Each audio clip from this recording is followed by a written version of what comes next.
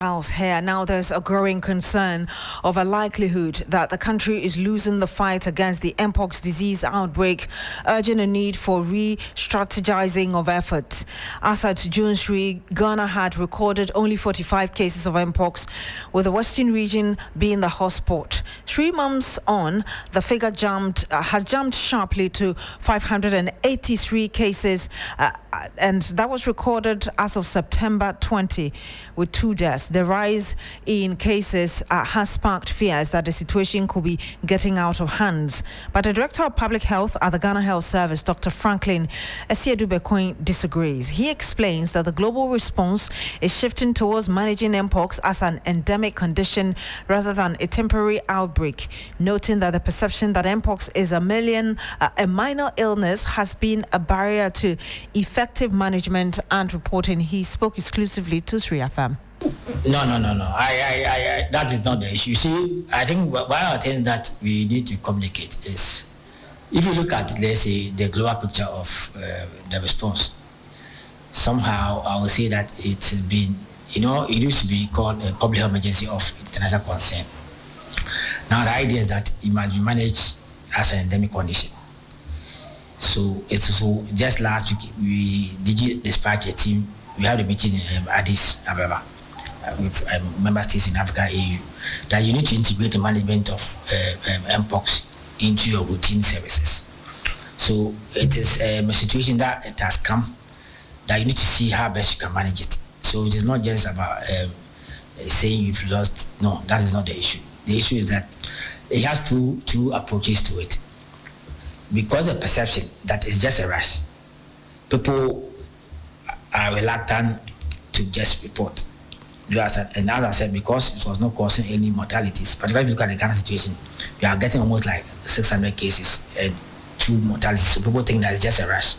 So we still using this opportunity to tell people that it's a rush. But if you are not lucky and you have an underlying medical condition, you may die. Changing much. But the idea is that because it's the I would say the epicenter, we have to cut it so that we don't have the source going. So basically, this task is that let's identify all the interventions put in place in terms of several case management, risk communication, laboratory confirmation. How can we improve and make difference? One thing that I think which is good is that prior to just a week ago, we were sending samples to either Kumasi or Accra. Now we have some support from WHO, so now we are able to test the samples in even Takoradi and even other areas by using the cartridges. So now the ease of confirmation has improved. And you had there Dr. Franklin Adu. He is the Director of Public Health at the Ghana Health Service, speaking exclusively earlier to 3FM. Meanwhile, the Director of Health in the Bono, in the Ahafo region, Dr. Akosua Agyemang, has cautioned against self-medication and urged residents who experience Mpox symptoms to visit the nearest health facility to commence medical treatment at an early stage, as the region records cases as well. We are all aware that Ghana, we have been facing outbreak of monkeypox, and in our region too, we are not exempted. We have reported 3 cases of Mpox in Ashanti and South, and they are all doing well. They and their contacts are doing well. And we know that Mpox is caused by the monkeypox virus. An infection in human can occur when a person touches an infected animals or contaminated materials. And humans can also infect one another through infected body fluids or contaminants. So human-to-human transmission occurs by close contact with the lesions, that's body fluids, and also respiratory droplets. An incubation period for Mpox is typically between 3 to 13 days. And you had the Director of Health in the Ahafo region, Dr. Akosua Agyemang. Cecilia Sono is Executive Director, Hope for Future Generation, an NGO in the health sector. She joins us live on the phone. Good afternoon to you, ma'am. Thank you so much for joining us. Good afternoon, and good afternoon to your listeners. Given the sharp jump from 45 at the time we reported of Mpox to now 583 Mpox cases in just 3 months, I'm just wondering what gaps you think exist in Ghana's current response strategy. Thank you. I know Ghana Health Service has a very strong surveillance system, and they work with partners, including civil society and community-based organizations on the ground. And so the rise of the cases is quite alarming and is worrying, because we know Mpox, people get it through contacts and the rest. So the family system we have as a country, we need to really, really ensure that we find a way of curbing this contact so that people don't get it and it doesn't spread further.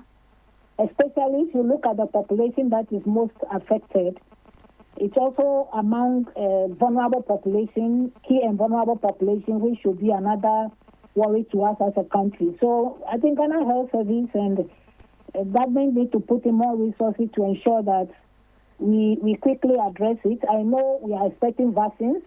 I just hope that this will come. But even if the vaccine comes, it will need resources to get to the ground. And so we need to quickly put in more resources to ensure that Ghana Health Service and partners are on the ground to quickly address this gap before it gets out of hand.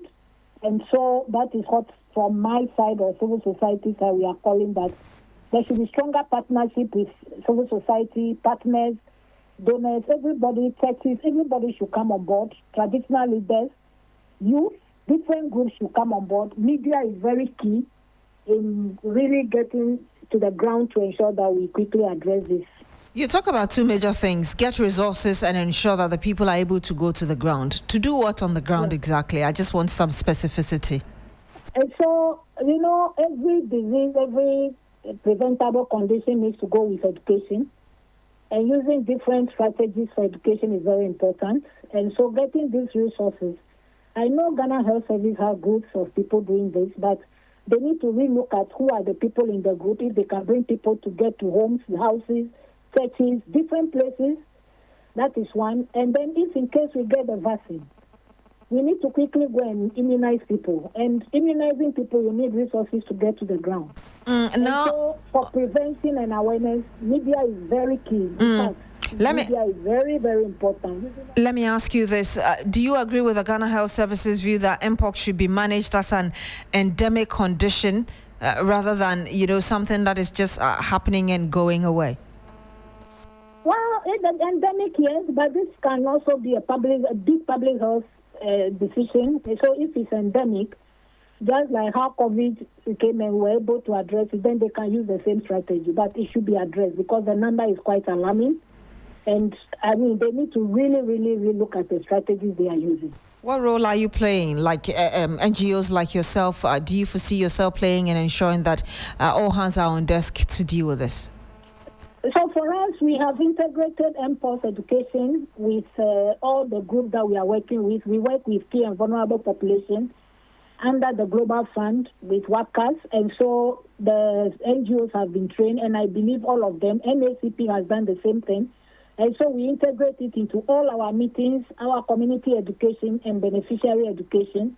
And so the groups are also going to the ground and reaching out to peer educators and all community groups. We are really doing that at the regions that we are working in. And I believe other CSOs who are working on the Global Fund are also doing it. And I think this is what we are doing. Thank you so much, Mom, for speaking to us. You're welcome.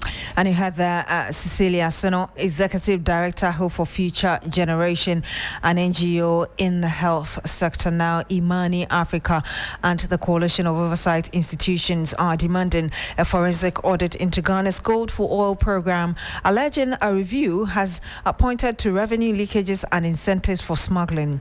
Selected trading companies have also been identified for having opaque ownership, posing money launder risks. The previous government introduced a policy last year to deal with the exchange rate fluctuations and stabilize fuel prices in the country. Let's take a look at the concerns raised by IMANI Africa in that release earlier.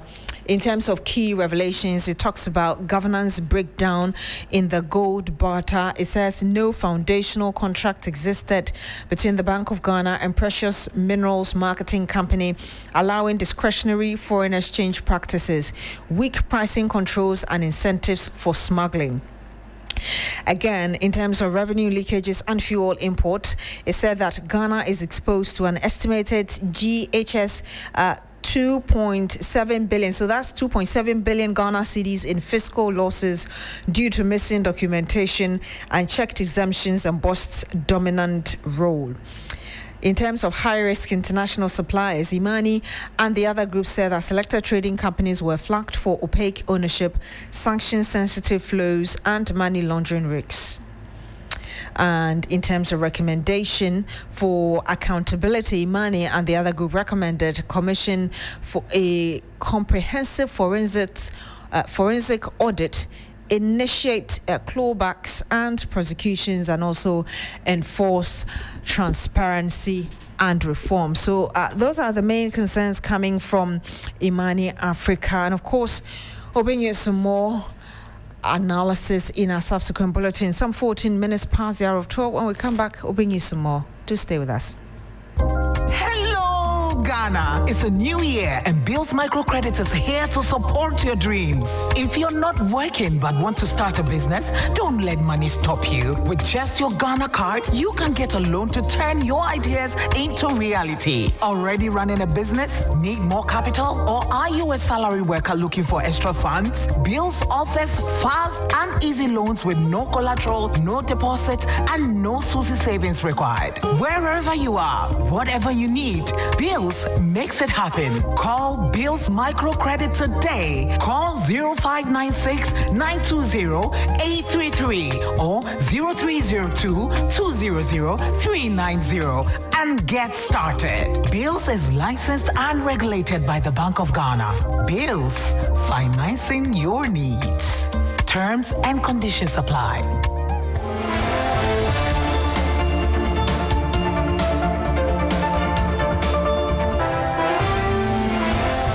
And you're still here on the Midday News on FM 92.7. Now, the Food and Agriculture Minister, Eric Opoku, says the fight against illegal mining is a collective one which should not be left to government alone. Speaking on hot issues, the Agric Minister said that the government has intensified efforts to deal with the menace which has impacted the sector among other sectors of the economy as well. And I must say that I'm grateful to the Food and Agriculture Organization for supporting Ghana to procure a modern soil testing equipment and also supporting us to rehabilitate the Kumasi Soil Laboratory. Now we are in the position to test our soils across our districts. The machine will be testing the soils.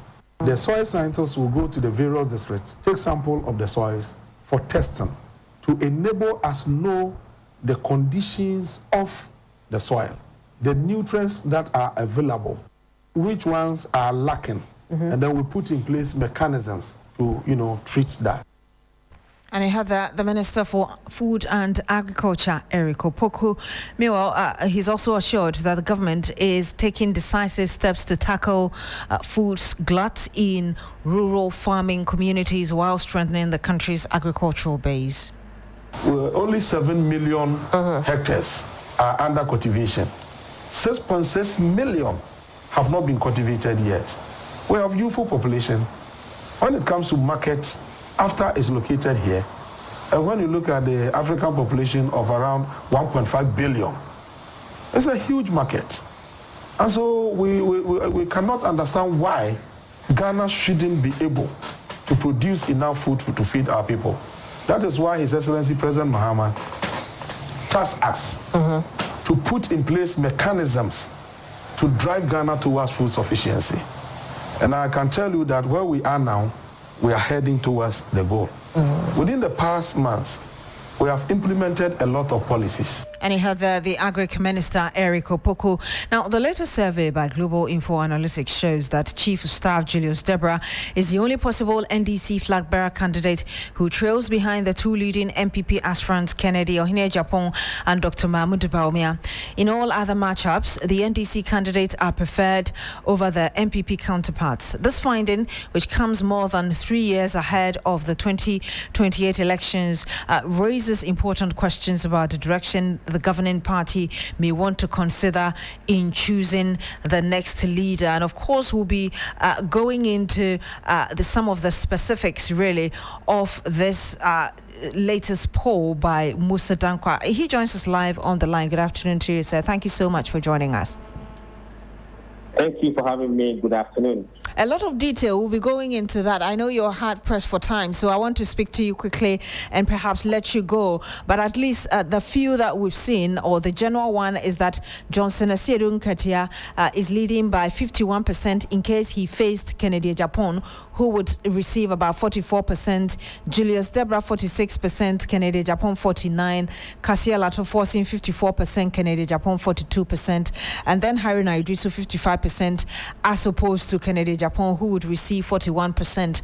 Are you able to tell us more as regards what went into these individuals and the decisions they made regarding the candidates?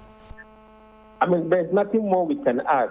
We just ask people, if the election is between this candidate and that candidate, who would you vote for? And we don't ask them why. So what you see is what we've been told by Ghanaians across the length and breadth of this country.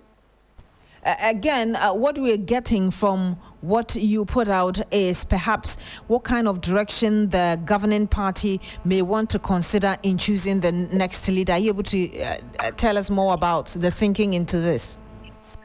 No, I mean, this is something that posters do all over the world. It's called head-to-head matchup. Before anybody is elected, they do that. And it's a custom that the posters do that. Everywhere they do that. In America, they do that. They do, if it is, Vance against Shapiro, how does it look like? If it is Vance against this, how does it look like? So it is something that we have just adopted from the leading posters. We are doing something here. And this is the first time we've done this. In the last election, before 2024 elections, we did the same. It didn't cause a stir. It was fine. The other side of it is those who are saying, yes, it's early days yet, and just about 3 years, the president has more, like 3 years more before he wraps up his presidency. For those who are looking at the direction and the fact that your own survey says that overall the NDC candidates are doing well, what would you tell the government?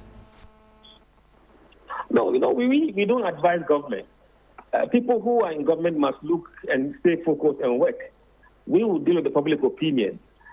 They can decide to make it useful, or if it's not useful, they can look away. Opinion poll would go on, regardless of whatever is happening in the country. So for us, we have nothing to say to the government as to what to do or what not to do. Thank you so much, Mr. Dankwa, Executive Director of Global InfoAnalytics. Thank you for joining us. My pleasure. And you had that, Musa Dankwa, he's Executive Director at Global InfoAnalytics. I did say that I'll bring you some of the data that he put in his latest survey. And so I read to you the bit about Kennedy Agyemang versus NDC candidate. And I read to you the scores, the percentages of Johnson Asiedu Nkatia, Julius Deborah, Dr. Kasia Lato and Haruna Idrisu all matching, for instance, Kennedy Agyemang. Now, when you come to Dr. Mahmoud Bawumia and NDC candidates, the data also shows something different.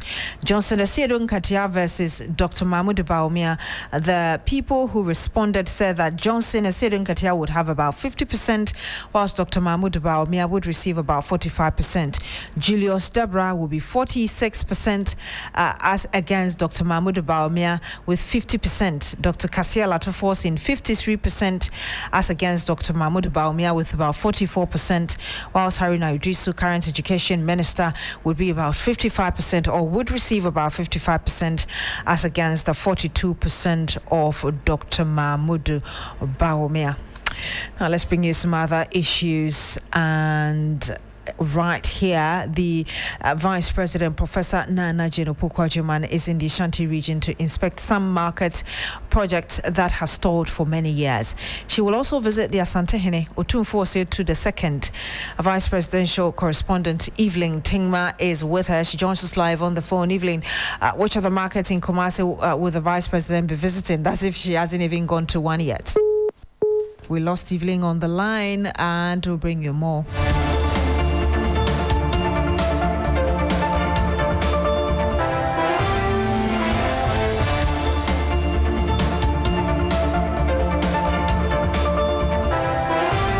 Now, else we tried to reconnect to Evelyn Tingma. An alarming 54 cases of cervical cancer have been recorded in the Volta region between January and July this year. This figure, according to the Ghana Health Service, shows an increasing trend in the number of cases recorded for 2024, with 500 cases recorded from 2016 to date. Correspondent Faisal Abdul Idrisu brought us some numbers and the people he spoke to. So from 2016 to 2024, as a region, we have recorded about 500 cases of cervical cancer, about a third of whom have died. And so it's very important that we prevent these deaths through the vaccination and then the screening that we are talking about. Is what, if we say reported, there are more out there. There are people that will have their discharge because of stigma. They are very sick and all that. And all that has to do with the disease, they will not come and report. But these 500 cases are those that we are saying have reported to the health facilities. This year, we have recorded 54 cases, January to July. Volta region, we have in our report 54 cases. And we know, of course, that there should be more out there that are sick and have not reported. Thank you. So it's a problem that we really have to tackle through this vaccination of our girls before the risk of initiation of sex. The stakeholder engagement for us is very important because as a region and in fact as a nation, we know that public health interventions are not easily acceptable if the people that the communities trust are not involved in the intervention. We have a history in this region where during the introduction of the COVID vaccine, we had high hesitancy and so leading to very low coverages. And you heard the representative of the Ghana Health Service speaking earlier to our correspondent Faisal, the Volta regional correspondent who joins us live on the line now. Faisal Idrisu, if you can tell us who we just heard and really what their concerns are, what they're doing about it. Well, so these numbers, according to the Ghana Health Service, means that half of the numbers, for instance, the 54 recorded for the first half of 2024, half of them are dead persons. Have died through the cervical cancer disease we are talking about. What we are saying is that over time, if we look at the data presented, that is from 2016 and now, the 500 people we are talking about, the trend is that not all persons who are affected by the virus report to their facility. So even though they are recording these high numbers, there is a possibility that a large number of people in the region have the disease but have not reported to the health facility. But the worst of it is that half of these numbers are persons who appear at the hospital at the later stage of the disease and are dying. That is a trend, and that is what it means to human life largely. Thank you very much, Faisal Abdul Idrisu. He's our Volta regional correspondent.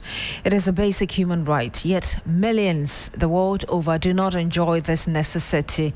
According to UN Habitat, out of every 8 persons today, at least 3 do not have access to adequate housing. And out of every 4 persons, at least 1 is living in an informal settlement or slum. In this report, Portia Gabo looks at homelessness and how innovative housing solutions could be key to addressing the global housing crisis.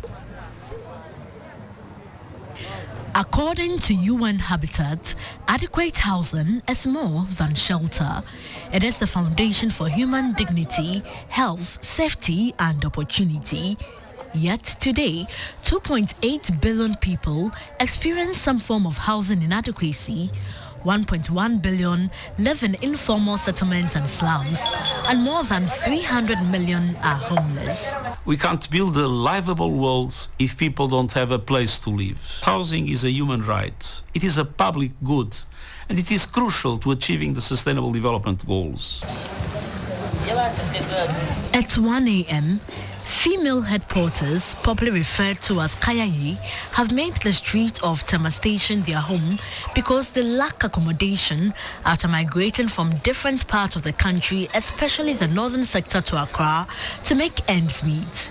Yeah, I'm feeling fine. Yes, so we are not okay here. It is not our wish to be out here. We are at the mercy of the weather. When it rains, we have to stand all night until it stops.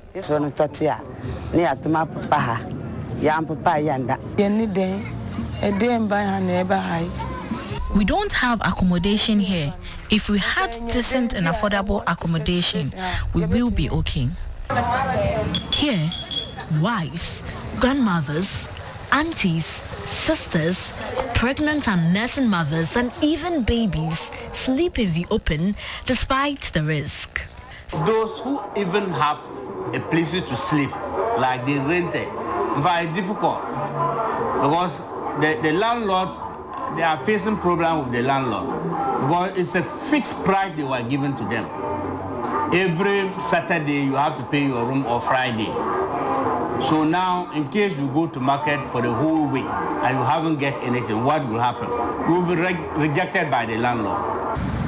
The homeless situation does not only affect the female porters, but cuts across different demographics. Some key causes of homelessness include poverty, unemployment, and lack of affordable housing. For those who cannot pay rent, they settle for wooden structures in slum communities. According to the Ghana Statistical Service, about 4.8 million people are living in slums in the country. 57% of households are in urban areas. 46.1% of households exhibit slum conditions. 29.5%. Portia Gabo found that report. My name is Beatrice Adu. Thank you very much for joining us on the Midday News today on True FM 92.7. Log on to streetnews.com for more news. Have a good afternoon.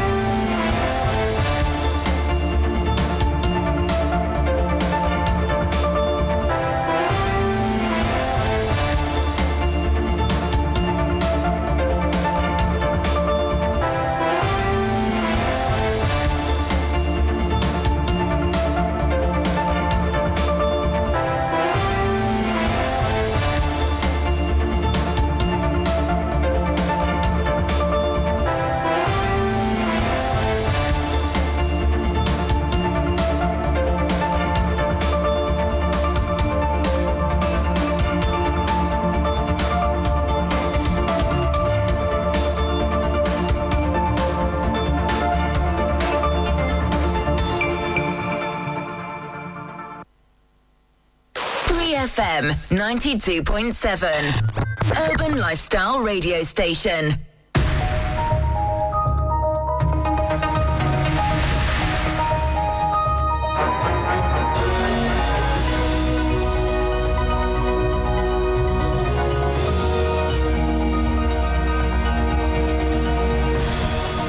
Hello and good afternoon. Welcome to the Business Daily on 3FM 92.7. Coming up this afternoon, financial CEO urges government to prioritize private sector for job creation. The government cannot and should not attempt to provide jobs for all these people. That's the responsibility of the private sector. Also, experts highlight profit sharing as core of non-interest banking. Based on what we call the profit and loss sharing ratio. So once we make profit, we share, we make loss, we share. So that is how that system works. Bring you details of these and other stories. Please stay with us.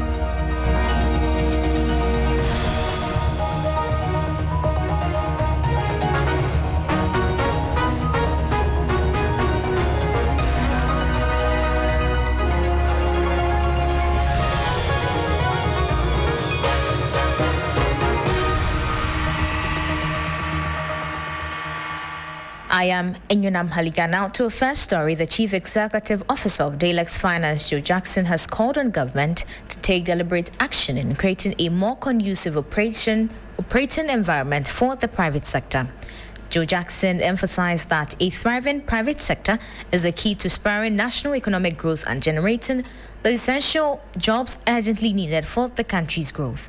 Now, speaking on the economy, Jackson noted that while government initiatives are important, the most effective and long-lasting solution to unemployment lies in empowering private enterprises to expand and hire. The last labor report from the Ghana Statistical Service put the overall unemployment rate at 13.6% as of December 2024. This means that for every 100 people of employable age who want a job, 14 are unemployed. While the headline figure of 13.6% might not seem excessively high to some, financial expert Joe Jackson argues that the real crisis lies in what the number conceals. Per Ghana Statistical Service figures, for those aged 15 to 24 and looking for jobs, 32% are unemployed, a rate that falls to 22.5% when the age bracket is extended to 15 to 35. For employable men, 11 out of 100 are unemployed, while for women, 15 out of 100 are unemployed. Those who have left JSS who want a job, 1/3 of them can't get a job. Those who have left SSS that want a job, 1/3 of them can't get a job. Those who have left university and want a job, 1/3 of them can't get jobs. That's a whole generation that are not getting jobs when they need and when they want to and when their energies are high. Are we then surprised that crime seems to be exploding and younger kids are looking for quick money? He argues that government's role should be to create a conducive environment for the private sector to thrive. Job creation should be number one on our agenda, with an important injunction. The government cannot and should not attempt to provide jobs for all these people. That's the responsibility of the private sector. What the government should do is to keep a stable, even play field so that private institutions can thrive and create the jobs that they need to. Otherwise, all that will happen will be variations of the same thing that you've done before. The government pretends to employ. The young people also pretend to work, and they pretend to get paid. And the job vanishes as soon as there's a regime change. And half the time, their payment is in huge arrears. That was a report on the CEO of Daylex Finance, Joe Jackson, urging government to prioritize private sector for job creation. Now moving on, the Director General of the Islamic Finance Research Institute of Ghana, a non-profit organization, Dr. Ali Shaibu, has underscored the foundational principle of non-interest banking, emphasizing its nature as a system built on participation and profit sharing. Dr. Shaibu explained that unlike conventional banking, the non-interest model, which adheres to ethical and faith-based guidelines, avoids fixed interest and instead operates on risk sharing. This means that the bank and its clients become partners, jointly sharing in profits and losses generated from investment and venture. With the other, the conventional system, they charge interest as a form of income to the bank. But the alternative system rather goes into partnership. So going into partnership, what it means is that the bank is going to enter into partnership with the clients. So in terms of sustainability, is going to work. In terms of even measuring the risk factor, is going to work. So what we are looking at is once there's a partnership, everybody will make sure. So the beauty of the non-interest banking system is participatory. It's not like the bank gives you the money and they go and sleep. Whether you make profit or loss, they have to come for their money. With this one, once you make profit, we are sharing. So it's based on what we call the profit and loss sharing ratio. So once we make profit, we share. We make loss, we share. So that is how that system works. Director General of the Islamic Finance Research Institute of Ghana, a non-profit organization, Dr. Ali Shaibu there. Now, the Center for Environmental Management and Sustainable Energy has criticized Energy Minister Dr. John Jinapor's projection that Ghana will achieve 35% renewable energy in its power mix by December 2025. Executive Director for the Center for Environmental Management and Sustainable Energy stated that the claim is as overstatement and could undermine the country's official target of 10% renewable energy by 2030, as outlined in the country's Renewable Energy Master Plan and the Renewable Energy Act. Ghana's Renewable Energy Master Plan, developed with support from the United Nations Development Programme (UNDP), explicitly sets a target of increasing the proportion of renewable energy in the national mix to 1,363.63 megawatts by 2030, with a focus on non-hydro sources.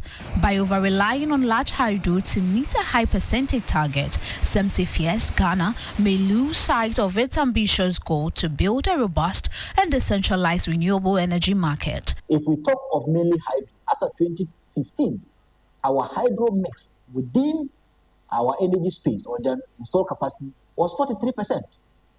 So if Ghana had already attained 43% of hydro, then means that if we are using large hydro at the benchmark, then Ghana has already achieved within the 10% of the renewable that we're talking about to renewable. So this overstatement must not be accepted. I think that Ghana will not achieve 35% of renewable energy by December 2025. We are not there yet. According to Benjamin Insia, the minister's 35% projection for 2025, which likely includes large hydro, deviates from the country's long-term, legally backed strategy for a diversified and sustainable energy future.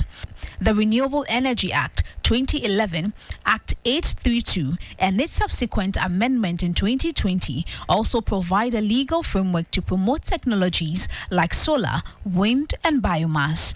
The framework recognizes hydro of up to 100 megawatts as renewable. So why do we consider we and Akosombo, which are traditionally based load energy sources, as renewable energy? I think that the ministry is overstating these issues for whatever reason we do not know. But the reason why they made the Ministry of Energy and Green Transition, is to introduce other new renewables into our energy mix. And we expect that by 2030, 10% of our energy mix should be the new renewables. Currently, Ghana is doing 2.4% of renewable energy in the generation mix. And finally, before we go, government failed to meet its Treasury bill target at Friday's auction, even with strong demand for the short-term 91-day bill. The total target of 5.581 billion cedis across all three tenors saw bids amounting to only 3.485 billion cedis, with government ultimately accepting 3.382 billion Ghana cedis. There's more in the following report. The shortfall comes despite the successful preceding auction on September 19, 2025, where government raised 3.43 billion cedis, surpassing its 3.01 billion cedis target by 412 million cedis. The 91-day bill was the star performer, attracting bids of 2.661 billion cedis, of which the government accepted 2.651 billion cedis at a yield of 10.50%. The tenor alone accounted for the majority of the accepted bids, indicating strong market preference for short-term government paper. Demand was considerably lower for the long-term bills. The 182-day bill attracted offers of 705 million cedis, with 615 million cedis accepted at an interest rate of 12.39%. For the 364-day bill, bids totaled only 119 million cedis, with government accepting 116 million cedis at a yield of 12.89%. The auction results suggest that while liquidity is available, investors may be exercising caution in committing funds to the higher yielding, longer tenor instruments, potentially due to prevailing market expectations or liquidity needs. And that was a 3 Business News Desk report on government missing Treasury bill target despite strong 91-day bill demand. That'll be all for Business Daily on 3FM 92.7. For more news, please check our website at 3news.com. I am Enyona Maliga.